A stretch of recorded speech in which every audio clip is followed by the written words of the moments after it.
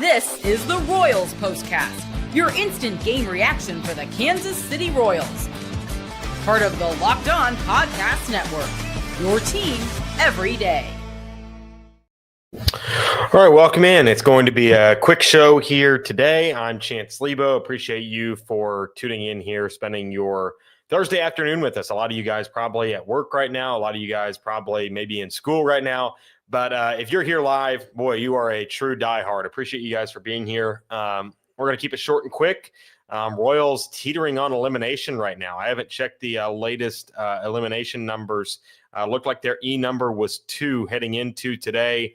They lose today to the Mariners by a final score of 2-0. They didn't even I didn't think they were competitive whatsoever today, and they lose 2-0. This is a really bad showing for the Royals in a series that, man, I was really hoping that they would at least have some competitive energy. They would have some juju. But today, the Royals just didn't have anything going for them. They had one thing going for them, and it was one of 9. It was Stephen Kolek. He was absolutely stellar today. But as often here on this show, we see a dominant outing from a starting pitcher, a young starting pitcher. But the first segment is always what you'll be talking about. And unfortunately today, it is once again the offense. This is what you'll be talking about. I mean, I don't know what the offense was expecting to do today. This was a really good lineup, I thought. I mean, I don't love that Mike Yastrzemski's in center field. That probably doesn't help defensively. But I other than that, I really didn't have any issues with today's lineup. The only issue I would have potentially had would be Michael Massey being in it. And Michael Massey had a really solid day today. Had the 2 longest hit balls of the entire day between both sides. Had some pretty hard hit balls. But the offense just was dreadful as a whole today. They managed just 5 hits, 0 walks the entire day. They go 0 for 4 with runners in scoring position. What more can you say? This has been the offense we've seen all season long. This has been the offense that we have come to hate, even on this show.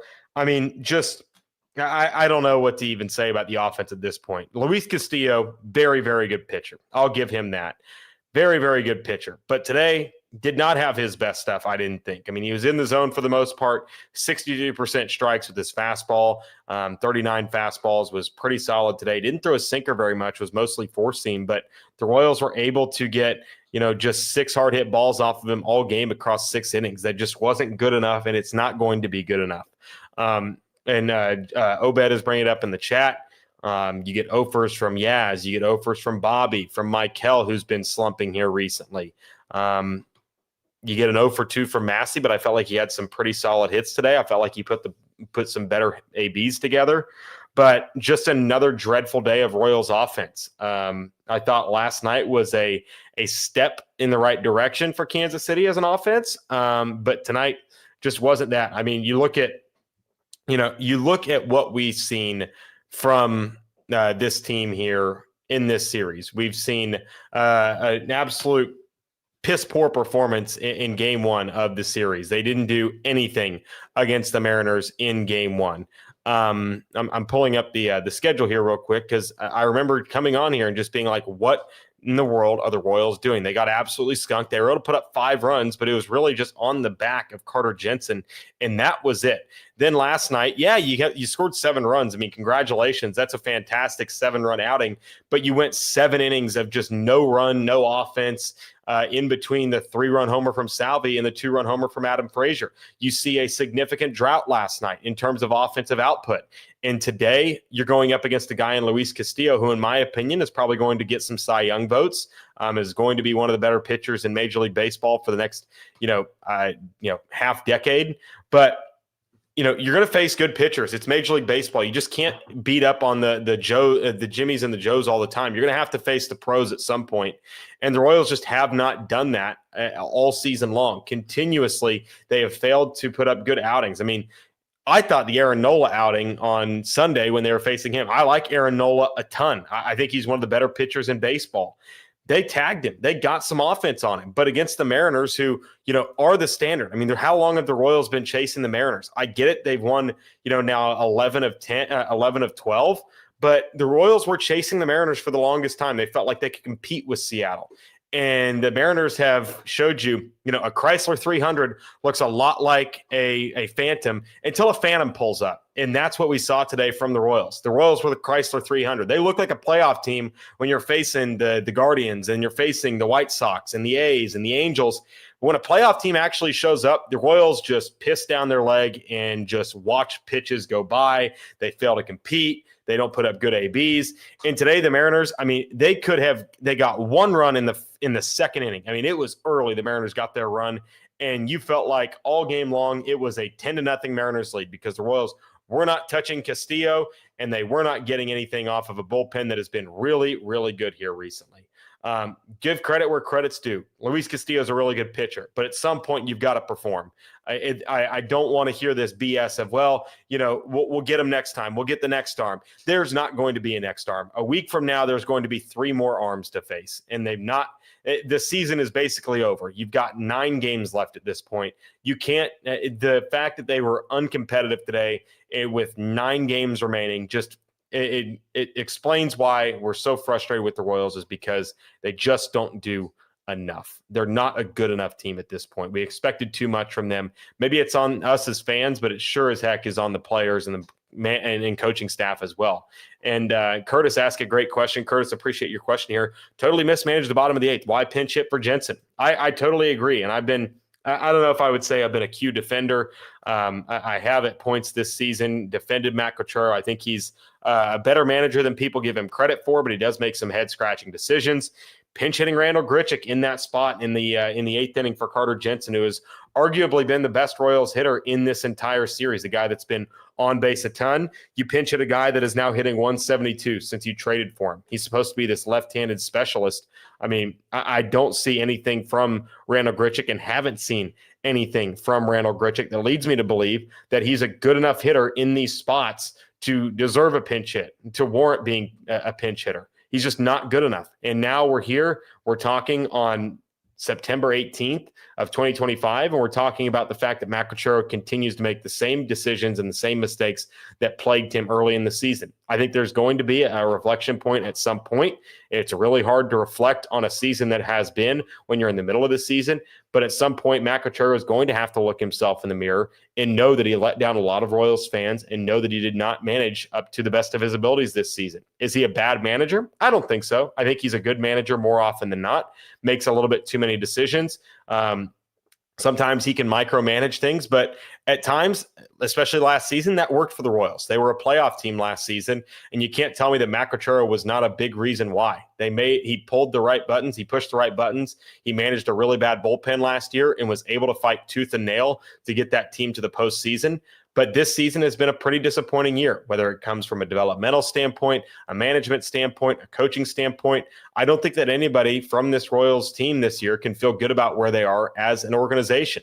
And that's the most unfortunate part of this season, is that we expected there to be a linear rise. The Royals be competing for the Central this season. The Royals will take that next step. But like it is in many situations, progress is never linear. Progress is more often than not a sloopy slope, and it's going to be really difficult at times to be able to, harness what makes you great year in and year out. It's not a linear, it's not just a straight line.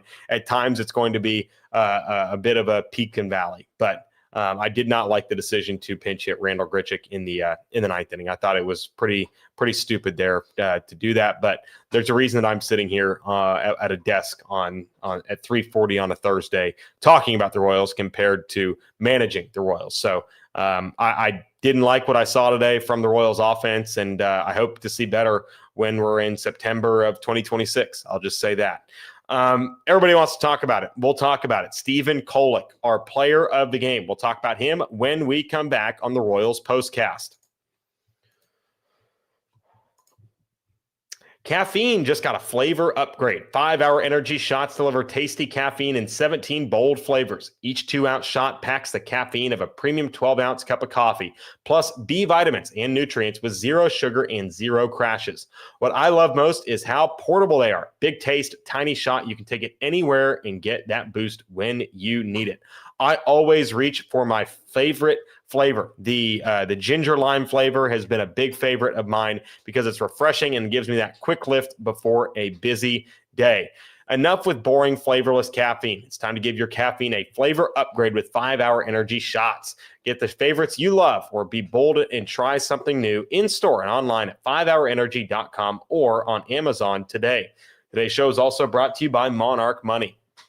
Most people can't name all their financial accounts or even what they're worth, whether it's 401ks, properties, or investments. When you don't have the full picture, you can end up leaving money on the table. That's why there's Monarch Money. It's an all-in-one personal finance tool that brings together your entire financial life together in one clean, easy-to-use interface on your laptop or your phone.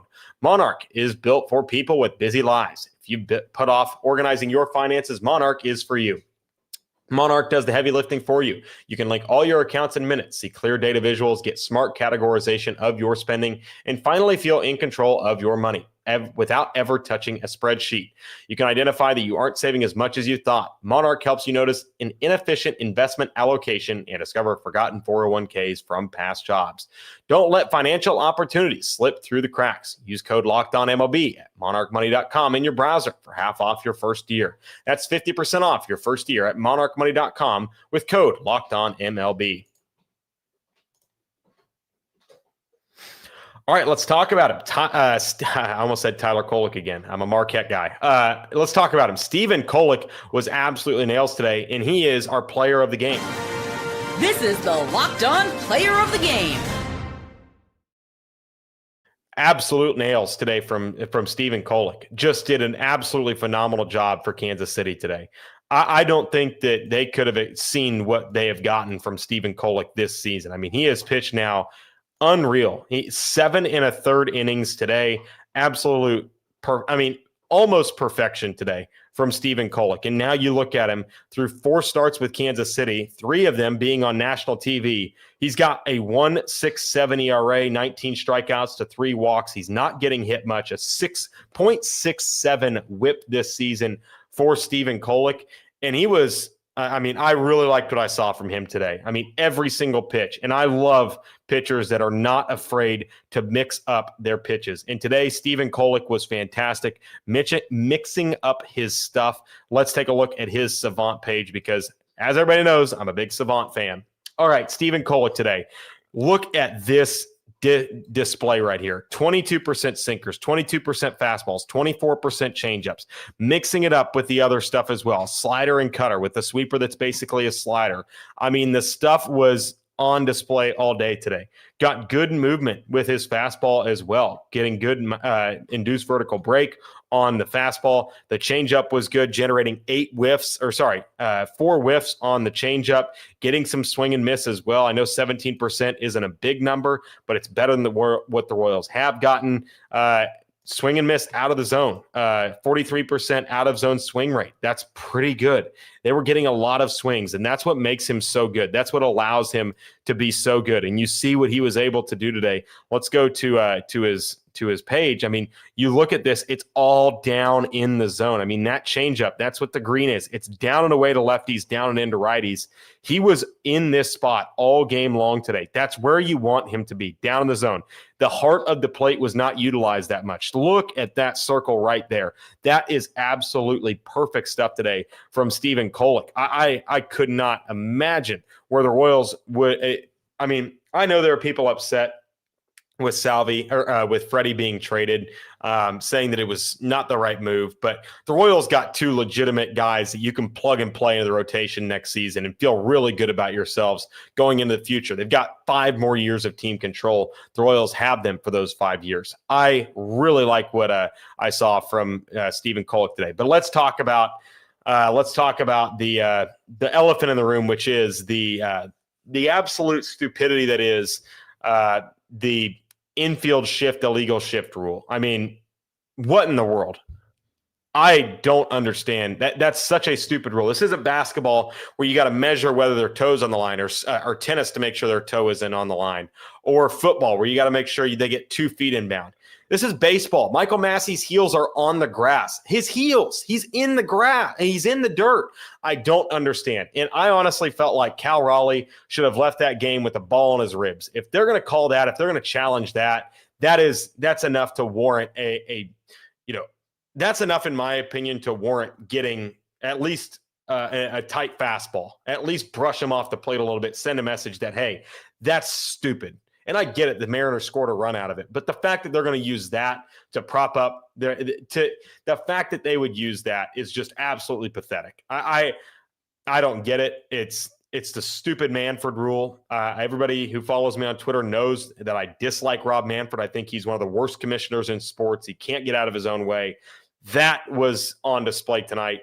Just a stupid decision right there by the management, but whatever. It didn't affect the Royals because the Royals couldn't hit a ball out of where Michael Massey was standing tonight. So that was just atrocious. But the Royals lose 2 of 3 to the Mariners. Let's take a look. When was the last time that the Royals won a series? It was against the Twins on September 6th. They were 73-69.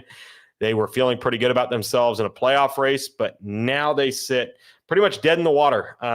They're kind of just hoping that they can at least end the year on some positive vibes, and I'm hoping that as well, but very unfortunate that was how it had to happen. All right, this is going to be a little bit weird. No show tomorrow, as you guys all know. Friday nights off limits for me. And then no show on Saturday. And I do apologize, but I want to make a trip. I'm taking a personal day from the show. I don't really want to watch this team for a full 3 hours on Saturday. I have better things that I'd like to do on a Saturday. So I'm taking a personal day on Saturday. I'm going to go do what I need to do. But we'll be back on Sunday. So we will be back for the series finale between the Royals and the Toronto Blue Jays. So no shows the next 2 nights. Sorry about it. I know you guys enjoy being here, and I really appreciate the feedback from you guys. But from a elimination standpoint, it would not be surprised if Saturday rolls around and the Royals are already eliminated. So I appreciate you guys for being here tonight. I appreciate you guys being here today. We will see you once again on Sunday for another edition of the Royals Postcast.